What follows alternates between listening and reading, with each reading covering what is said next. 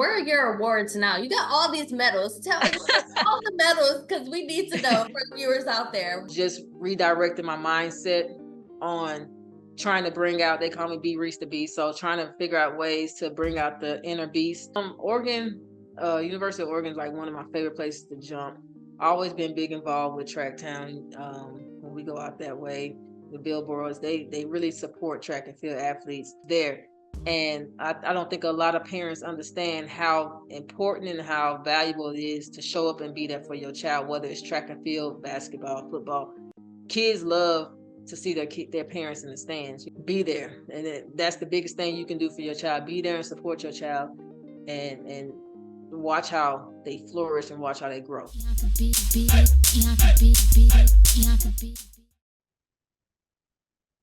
Okay, cool. 1 second. What's up, you guys? It's your girl, Bianca Bee, and welcome to the Bianca Bee Show, where we talk about business, finances, and friendships with some of your top favorite industry people and, celebrities and things like that. I'm super excited about today's guest, Brittany Reese. She is a 3-time Olympic medalist. She is an amazing athlete, and she has received like so many awards and medals for the amazing work that she has done in the track and field industry. We're going to talk about a big collaboration that she has with TrackTown USA. I'm super excited to talk to her because as somebody who tried track and field, I failed. So I'm excited to talk to her. How are you? I'm doing good. How are you? Good. So this is a huge collaboration for you. And before we get into that, I really want to talk about your journey and how you, started your industry and with the track and field. Like, how did you even get started? So I always tell people that I started track and field by winning a Coke. So the basketball team, the track coach brought the basketball team out to try to figure out who could do the long jump. We was missing that. I'm already on a team, so I'm doing the 400 relays, things like that. So he said, whoever jumps the furthest get a Coke. So he let everybody go. And he was like, no, you can't go because I already got you in the 400. Like, just give me an opportunity to try. Go out there, jump about 16 feet. He couldn't believe, he's like, go do it again. So I went back and did it again around the same time, 16, 17 feet. He was like, okay, so now you're doing a long jump. And so he got you out the 400. And so, and I got my Coke. I live in the Mississippi, it's hot. So it was a good day. So that's kind of how I got started. And that was around 11th grade. Oh, wow. So you started a little bit later. You weren't. I did. I ran track. I started track in 7th grade, and I was mainly a sprinter. And I did the high jump. But I sprinted all the way up until 11th grade. Oh, wow. And so you became really successful at long jumping, which is really hard. What's your height, by the way? I'm 5'8". Okay, nice. So you're not like super, super tall. I'm not taller. I'm just, I got God-given jumping abilities. I used to be able to dunk, and I played basketball mainly. And I could dunk and things like that. I just had good bounce. That's about it. And then can you tell us, how did you get in the industry? Like, what is that transition like? Did you go to college? What was that like for you? Yeah, so after high school, I took a scholarship to Mississippi Gulf Coast Community College, but I was playing basketball. And I signed with Ole Miss University, Mississippi out of high school. Couldn't go because of a grade situation, so I ended up at the community college for 2 years. And decided to switch back over to track and field. So Ole Miss basically honored my scholarship from high school, and I ended up going there. And I ended up winning like SEC championships, indoor, outdoor, won nationals, indoor, outdoor.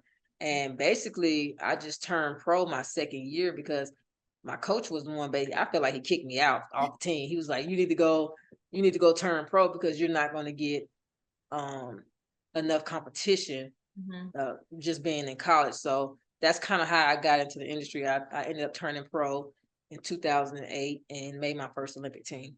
Oh, wow. That's amazing. And how long did you do that for? How long were you pro for? So I was professional for over 10 years. Oh, wow. And I was with the same shoe company, Nike.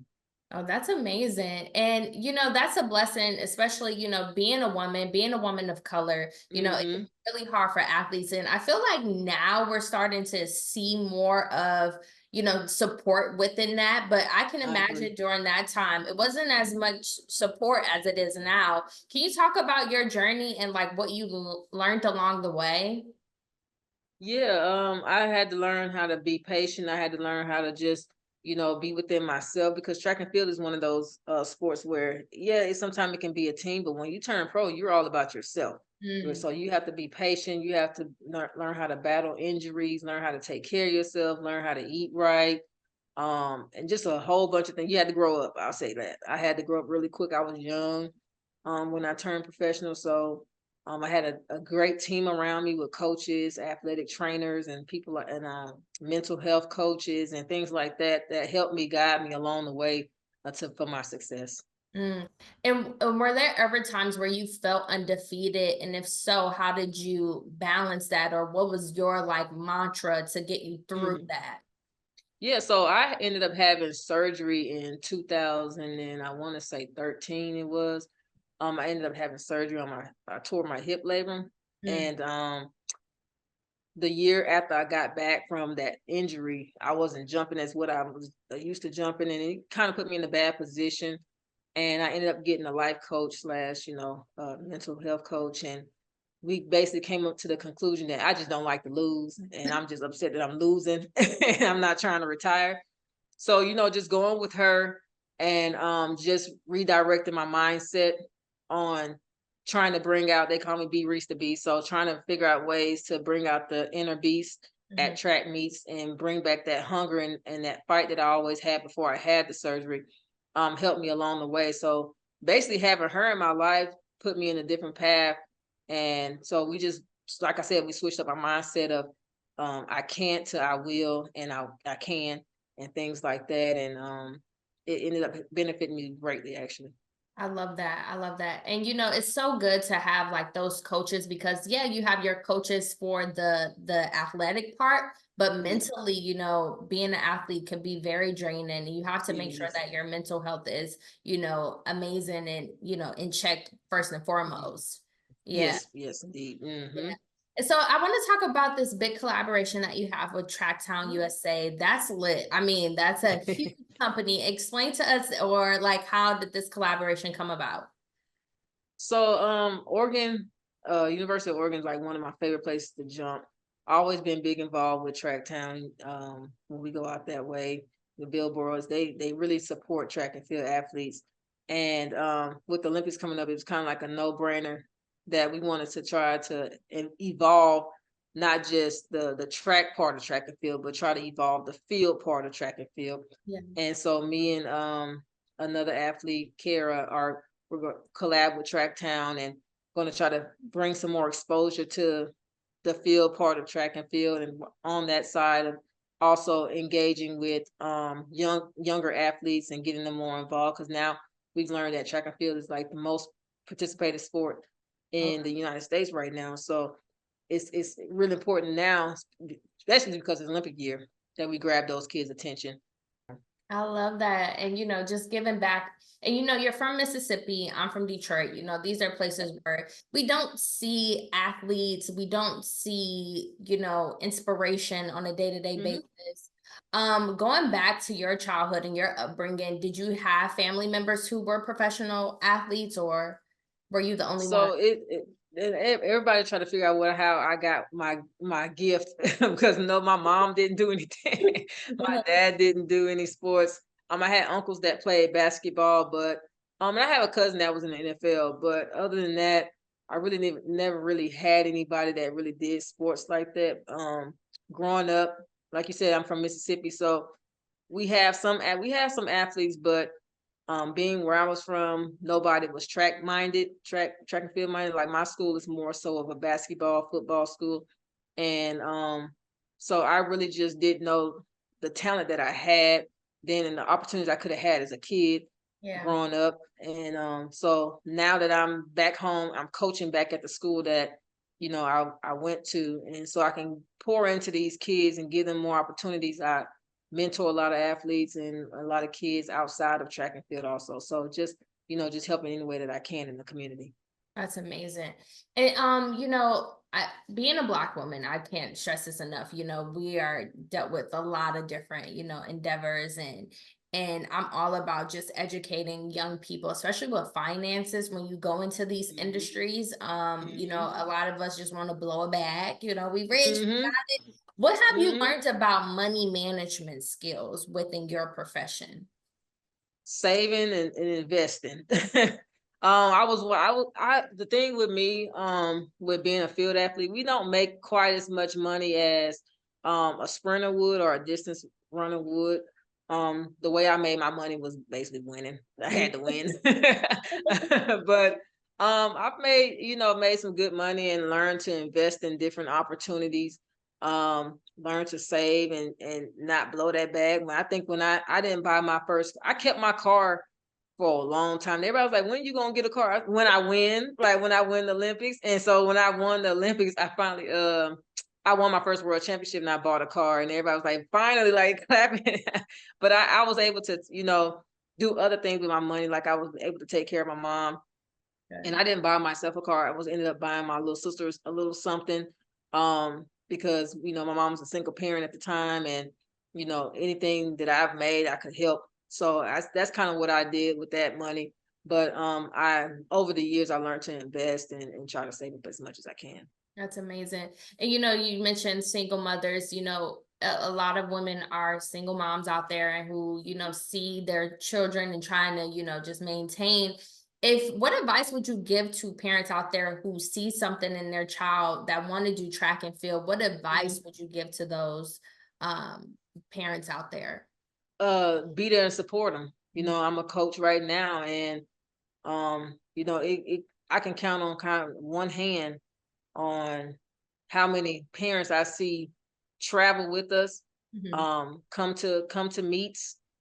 They're just more so worried about, are their kid going to run or anything like that. But the support matters. And when I was growing up, my mom was at everything that she could. She was a single parent, and she worked for FedEx, and if she had to give packages to other people so she can make a basketball game. Wow. If she had to help in the concession stands on weekends, she was there. And I don't think a lot of parents understand how important and how valuable it is to show up and be there for your child, whether it's track and field, basketball, football. Kids love to see their parents in the stands. I have an adopted son, and that was one of my reasons of retiring, because during the summer I'm traveling so much and I'm missing out on opportunities to see him do his thing. Yeah. And so now that I'm retired and I work at the same school that he's at, I get to watch him practice. He's on my track team. He don't run too far, but it's just mainly just for him to get in shape. But I'm there, and I'm there for him, and I'm able to go to the games and able to pull up and see what he's doing. And it brings joy to his face because he wants me to be there. So I would just encourage a lot of parents now, be there. And that's the biggest thing you can do for your child. Be there and support your child, and watch how they flourish and watch how they grow.